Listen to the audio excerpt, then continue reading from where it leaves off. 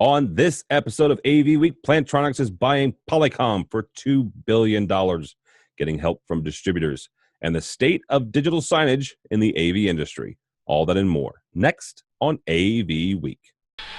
The network for the AV industry. What are you listening to? This is AV. This is AVNation. This is AVNation. This is AV Week. Episode 343, recorded Friday, March 30th, 2018. Distributing services.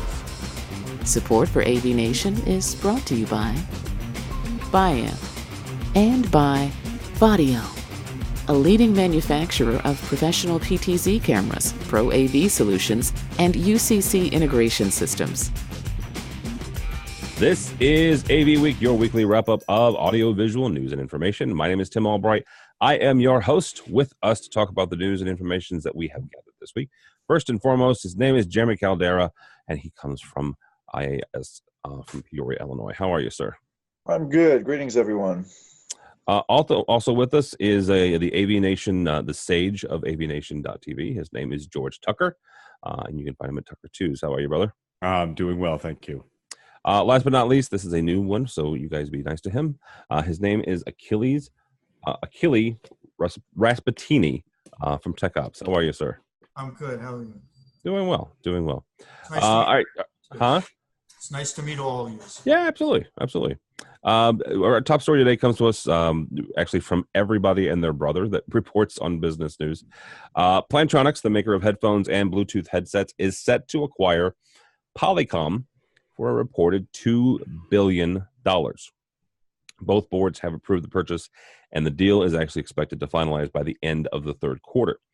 According to AV Magazine's, Plantronics gets a global leadership position in voice and video collaboration, a broader equipment portfolio, expanded market opportunity, and quote unquote a significant increase to their service offerings.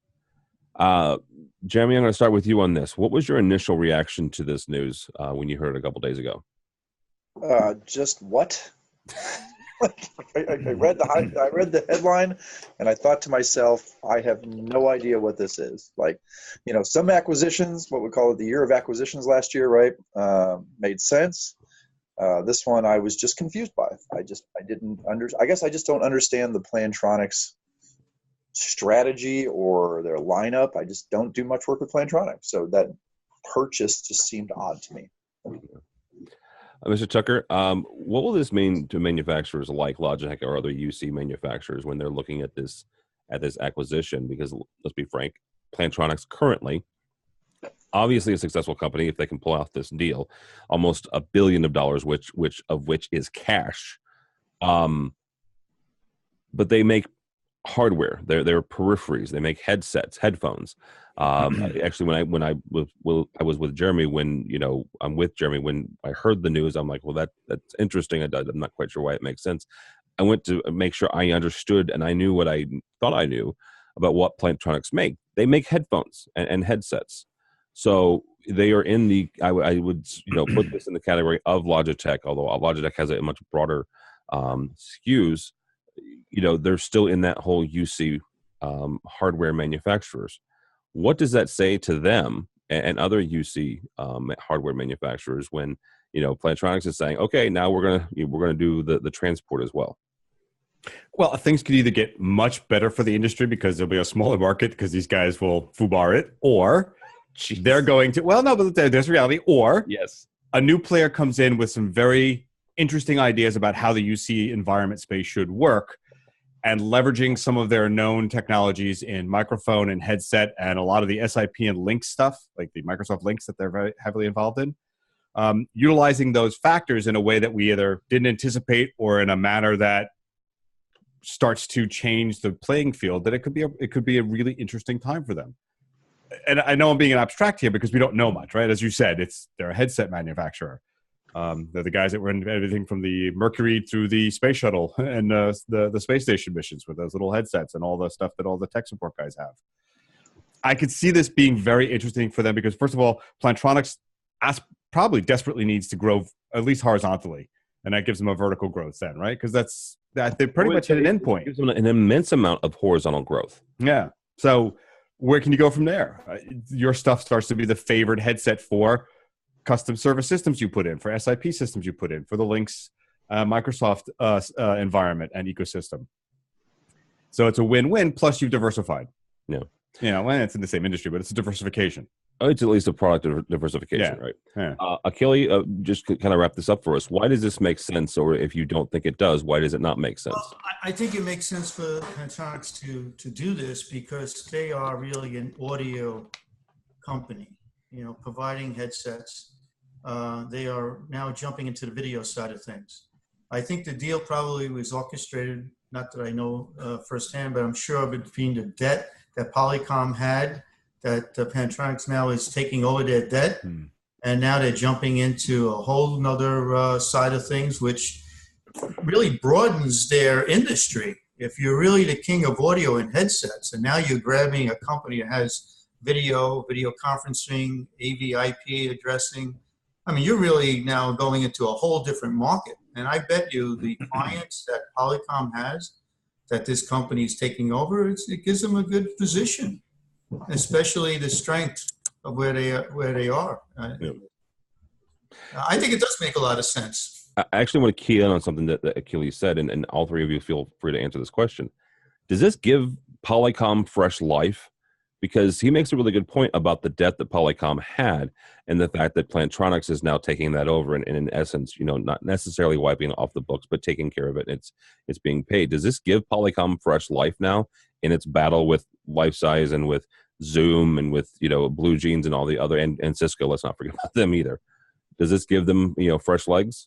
I think so. I mean, as long as they're not going to piece the company out or something. I mean, you never know. I mean, they could take some technology that they want and develop it for their own little UC space, and away you go with Polycom. Not that that's going to happen, but or they're just going to, influx of cash, new engineering, new fresh face for Polycom. Yeah. Yeah, no, I have to agree that any new fresh blood can, that's a double-edged sword, as I tried to say earlier. It could really be invigorating, or it could be, a bit of a downer. But I think that they will really give it a lot of life because there'll be some interest. You'll reconsider. Who knows what they'll do with the pricing and their way to get into those markets again, or get back into some of those bids. No. All right. Our next story comes to us from Innovate on the Net. Clear One distributor CUK has hired an application specialist for their team. Fraser Sanigan will support the conference and collaboration channel with a special focus on Clear One. And that's actually what I want to focus on here. George, from your standpoint, and George is for integrators, he's worked for manufacturers and everything in between. When does hiring a specialist like this make sense versus hiring a generalist who can help their dealers? When, let's be honest, these guys are a distributor, so they're supporting the dealers, with Clear One. When does it make sense to hire a specialist versus somebody who can talk about all different DSP products? Well, in particular, when you're trying to take over a certain market segment. Okay.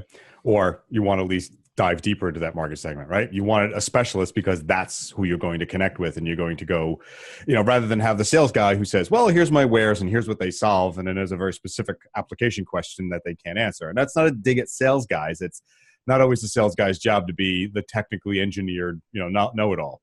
We'd like them to be, but they don't. So I see that being the main purpose. We have a very I can't talk today. We have a very specific segment that we want to enhance our relationship with, bring in a guy who can talk the talk and walk the walk with them. All right. Achille, from your standpoint, what is the best way for distributors to support their dealers and to support their clients? We deal with a lot of different distributors, and certainly we find a way they can help us support our clients is the proper training they give us on the products, so we can actually pass that along. A lot of times when we put proposals together and we talk to the clients, we find that sometimes the clients have a wish list, but they don't really have a true budget that's going to support the needs. So we like to have the distributors help us a little bit, but what's out there? because we really, we do the engineering part of it, but we can't really tell you that everything that we know that's out there, that's going on with all the manufacturers. The distributors actually know that more than we do. So if you have the proper support team on the distributor side or the manufacturer side, it really does educate the integrators to pass that along to the customers. And it's a big, we talked about being a specialist. You need to have people that are specializing in certain things because there's no way that we're going to know everything. There's video, there's audio, there's AV, IP. This whole industry has changed into the IT technology. And I can assure you it is separate. It's not just AV and IT together. It's still separate. You need to have that specialty. So a lot of times we have to go to the distributors and say, explain more how this system is going to enhance what the client wants to do. Now, if we build it and it doesn't work, it's on us. So we really want to make sure we know what we're talking about in a lot of cases, and we have to get that from the distributors or the manufacturers. Well, that actually leads me to my question to Jeremy is what jobs or services can you offload, whether you're a large integrator or a small integrator, can you offload to distributors and manufacturers when it comes to system design? Obviously, training you're going to get from them, but when you're not necessarily sure or you're unfamiliar with a product, can you offload some of that stuff, but still be fairly confident when you go into the job? Like Achilles said, it's still on you if it doesn't work. Yeah, I have mixed feelings about, I got a lot of distributors who are coming to me lately saying, hey, if you need help with design, you need help with programming, or even if you need help with labor force, we now have our own labor teams across the country that can do these implementations. And I'm not going to mock it. I haven't had to utilize it yet. I've had some people quote some stuff up for me for some jobs like in Atlanta or Texas or some other places that I've got where I've got clients that are on the other side of the country, and it's just easier for me to get local labor. And I've called these guys, but it just seems like I feel like they're pricing me out, right? Like I feel like a lot of the times they're overquoting the jobs. Okay. Labor rates are a little higher. It's going to take longer to do than it would take my guys to do. I feel like I could just drive down there and do it myself for quicker, and that's just on that end. But then the design service side, they offer all these design services. I haven't had to utilize it yet, and I don't know how comfortable I would be if it was something I just wasn't familiar with. I would rather make the investment in my guys to get them familiar with it and get them trained on it myself, because like you said, at the end of the day, it's on me, right? I have to make it work. So no matter who shows up to help do this stuff, it's I got to service it. I got to finish it. I got to train on it, so I might as well just make the investment and do it myself. But I guess I could see the advantage to it. I just don't know that I would ever take advantage. But real quickly, a slight rabbit hole when we talk about subcontracting labor and on doing jobs remotely. It's still on you regardless, though, right? Regardless of whether you use a service to hire men and women techs in, or you lean on your distributor or you lean on somebody else. It's the bottom line is still your job at the end of the day. So how do you manage that when you don't know these? What's interesting is I have less of a problem with that than I do with stuff like design services, right? Okay. Because at the end of the day, but the thing is, I bring up the labor part with the distributors because that's what a lot of them have been pushing to me lately is, hey, we can do this service for you, right? So for me, if it's designed well and it's staged properly from my shop, right, and I take full onus of engineering and everything else, then realistically, anybody with a little bit of expertise should be able to install the system, right? So I can hire local guys and maybe send one guy that's my PM or my CTSI or my guy that knows the design to do the training and do all the other stuff and just get grunt labor, if you will, right? The system should be, if they're put together well enough, that's really all you need. So in that realm, if that's what I'm going to take advantage of from the distributor, I need to make sure that the guys are good enough that they're efficient and that it's priced right. Otherwise, it doesn't make sense. No. Let me just say something really quickly. I've used support from distributors and manufacturers, and I actually brought them along to the clients. And what that does for the client, it gives them a really good feel for the quality of service you give them, because you're not afraid to bring in the manufacturer to actually have a question and answer session with the manufacturer and the client. Because like Jeremy said, we can build it. But it's a lot better when the manufacturer talks to the client and says, look, we have different types of systems. a lot of different products. How can we help you? And sometimes the client really loves that because they're not just hearing it from the engineering, the integrator. They're hearing it from the manufacturer. Yeah, I find 50-50 on that, right? Anytime I do something highly specialized, I always try to involve the manufacturers because there's that little bit of confidence, right? But I got those one or two clients that just give me that whole, it's like the sales pitch thing, right? Like, oh, of course they're just going to give me all the bells, sell me on all the bells and whistles of their product, right? When they're more, and then the client's relying on me to be the voice of reason to say, this is why I selected this vendor. Right. So don't listen to the salesy, pitch that he's going to give you on that. So I try to strategically choose like when I involve those distributors and vendors to do that, because like you said, sometimes it goes a long way and sometimes it can hurt you. So you just got to be careful about that. Well, and sometimes you can, shoot yourself in the foot with some manufacturers. And I'm only saying some manufacturers because I've been involved in those meetings where they come in and they're like, well, we have all the latest, greatest things. And it depends on who you get in the manufacturer, because sometimes they'll talk in 6-9 month lead time when your client needs something next month, or and they're like, well, it's great, I want that. Well, you have to wait for that, right? Yeah. Now suddenly my client thinks that I sold them all that stuff. I'm like, I didn't sell you all that stuff. You can buy all that stuff if you want, but that's not what was in the scope here. Yeah. So. And again, you have to wait for a year for it. Thanks for playing. Yeah. All right. Finally this week was the 15th Digital Signage Expo in Las Vegas, Nevada. AVNation was there. You can watch all of our interviews in our special DSC section. There are no official numbers from attendance. Last year, though, they were up 20%. The numbers for this year should be out in about a week or so. But just from being there, the first day seemed very, very busy, busier than last year. Second day, not so much, and I always attribute the last day of any show. I don't give it a whole lot of credence as far as attendance, because I don't care if it's ISE or if it's Infocom or it's CD, whatever show we go to. The last day is typically a lighter day. That is when manufacturers get up and walk around everybody else's booth. Matter of fact, as we were doing some interviews, I want to say it was NEC, we were doing an interview, and there was 3 or 4 other manufacturers that were in the booth, talking with them, working out their own deals. They were mount manufacturers. So, the second day is not so much, something I put credence on. The first day, though, absolutely was felt busier. They're actually moving it. If you're familiar with the LVCC, the Las Vegas Convention Center, this show has been in the South Hall for a number of years, which is the smallest of the halls. And next year for 2019, they are actually moving over to the North Hall. So if you're going to Infocom this year and you walk in the front door, that hall to the left is where DSC will be next year. So they're at least getting growth from a number of manufacturers.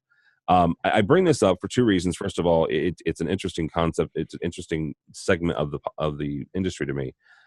3 or 4 years ago, our audience, you guys, started telling us that you're getting into digital signage. You need to know more about it. You wanted us to go to things like this. And so we started going to New York Digital Signage Week. Last year, we started covering DSC for the first time. And I actually taught a class the first day of the show about how to get into digital signage from a traditional commercial AV stance. While I was there walking around, I saw 5 integrators that are members of a number of organizations that we do some work with, and these are people I'd never seen at the show before, right? These are your folks from St. Louis and from California, from Hawaii, from all over the place that were attending this show for the first or second time. What I want to talk with you guys about, and George, I want to start with you on this, is why is digital signage seen as a potential growth area for a lot of commercial integrators? Well, I think at first it was well, okay. So there's some concept, there's the right and wrong concept, right? There's the wrong concept of the guys who were flat panel hangers thought, oh, it's a panel, I can hang it. Mm-hmm. And I can do stuff. And I mean that in a true sense, because I've bumped into those guys and, I can add this stuff to it. But what's really happening here is you have all the tenets of what we're merging into. It is the flat panel and the signage stuff. It is the IP transport mediums.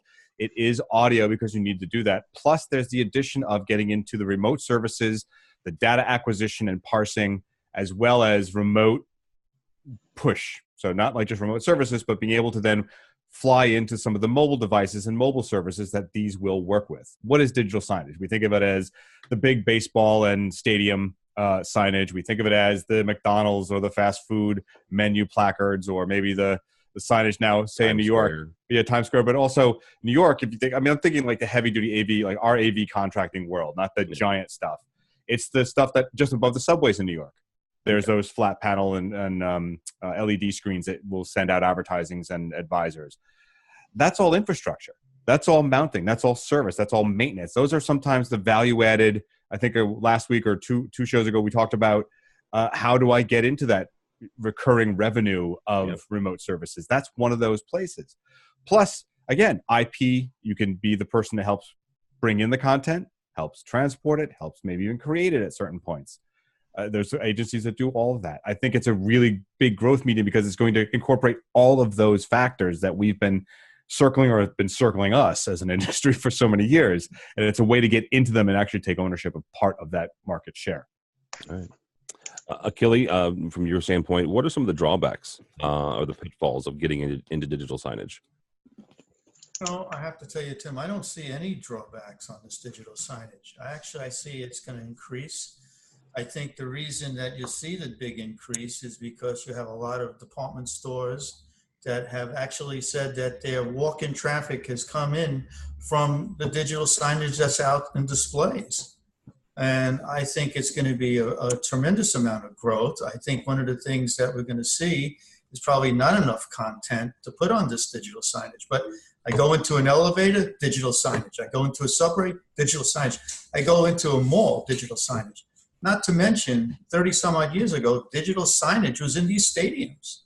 And it was very impressive to see the replays 30 years ago. The only reason why this now increased in the way it's in demand is the technology got it down cheaper and better looking and much more clarity. So when these stores grabbed a hold of why their walk-in traffic is coming in, it's because displays out in the windows. Why is Times Square such a busy place? Because people, I think, love to see this kind of flashy stuff. Las Vegas is another place. All the streets are loaded with this digital signage. So there's no disadvantage to any of this at all. All right, Jeremy, from your standpoint, where are we at when it comes to getting folks who are traditionally AV, audiovisual commercial dealers, getting them into the digital signage market? So I think the old school traditional AV companies, and I say that with a big asterisk because that's the company that I have recently taken over and am trying to convert, right? They see it as a flat panel display and the rest of it scares the living crap out of them, right? Digital signage is nothing without the content that you put on it, right? And as integrators, that's the part where we lack. We're getting good at the IT stuff. We got the software and all the stuff that comes with the digital signage to do the data analytics, and that's even easier for digital signage than it is when we talk about data analytics in the AV world, right? This stuff is just easy. It's simple. It's I hate the term hang and bang, but you get it. I mean, you can just go throw these things up. It's there, right? It's all driven around the content. So I think where the money to be made and the recurring revenue to be made, because that's the big topic, the big buzz, right, is in the content development, content management, right? And I got a lot of clients up here. I mean, I don't get to do the big fancy New York stuff and all that big stuff. I mean, a lot of my clients, even though I got big clients, they're cheap. They don't like to spend a lot of money. And then I got the smaller guys who don't like to spend a lot of money. And they say, well, we have digital signage, right? And it's just some pictures that they created and threw up on a menu board or something, right? When you can do for just a little bit more money, get that right content. So I think where integrators need to really embrace this is with the content development. Now, whether that's make an investment and get somebody on board that can do it, or partner with a company, which is what I've done, that will help you specialize in that and sell that. It's just another service that we can provide. Even though I'm using a partner company, it's still serviced through us, and then I handle the recurring costs on that for the updates and whatnot. And I think that's where the revenue stream is going to be at for most traditional integrators. All right, very good. That'll be a good place to stop. Gentlemen, thank you so much. Mr. George Tucker, where can people find you if they would like to do so? I am on Tucker2s on most social media, and I have a newly minted Tucker's Tertiary on Facebook. It's a rebirth of my newsletter, and I'm going to see what I can do with it. All right, very good. That requires us to go to Facebook, though, right? Yeah. And Your give them- data is all give mine. them all of it. Jeez. All your data is mine. You got the joke. Out there. Thank you, sir. For me, I am on most of the social medias as well, including the Facebook and whatnot. But my Twitter is Jeremy_Caldera, or my company website, istechnology.net. All right, very good. And Mr. Achille Raspatini, thank you, sir. Thank you. It's a pleasure. I want to tell you can reach us on our website at Technical Operations, which is tech-ops.com. And we also have an 800 number, which is 877-420-1600. I want to say it's been a real pleasure and certainly very informative to talk to all of you. Oh, thank you so much. I appreciate it. Also, for me, don't follow me on the Twitters, but go by the website if you would please, AVNation.tv. AVNation.tv, you will find this program and a host of others. While you're there, please check out our underwriter section. These are the folks who support us financially and help us bring you DSE and ISE and Infocom in good Lord, 2 months, 60 days now. Really quick programming note. Mr. Tucker will be heading over to Mid-Atlantic Products on Tuesday, April 3rd, from 5:45 until 7 p.m. and doing a live broadcast. Eastern. So yes, Eastern, 5:45 Eastern. Thank you for clarifying that. We haven't done one of these in a while, and so George is going over there. The Women of AVIXA are having an event. The Women of AVIXA Northeastern Quadrant Council. They're doing an event at Middle Atlantic. I know a number of folks from around the area are going. I know our buddy John Green. And by that time, there'll be New Era. They're currently actually going through name change themselves from Advanced AV to New Era Technologies, but they're going to be there. Gina Sansevero from FSR will be there. A number of folks, obviously, from Mid-Atlantic. George will be interviewing some folks from Mid-Atlantic, from FSR, from the LeGrand L program that they have. He's going to be interviewing them. And also the president of Middle Atlantic Products himself. So tune into that on Tuesday if you can. If not, obviously we'll publish that after the fact. So 5:45 Eastern, April 3rd. So thank you so much for listening. Thank you so much for watching. That's all the time we have for AV Week.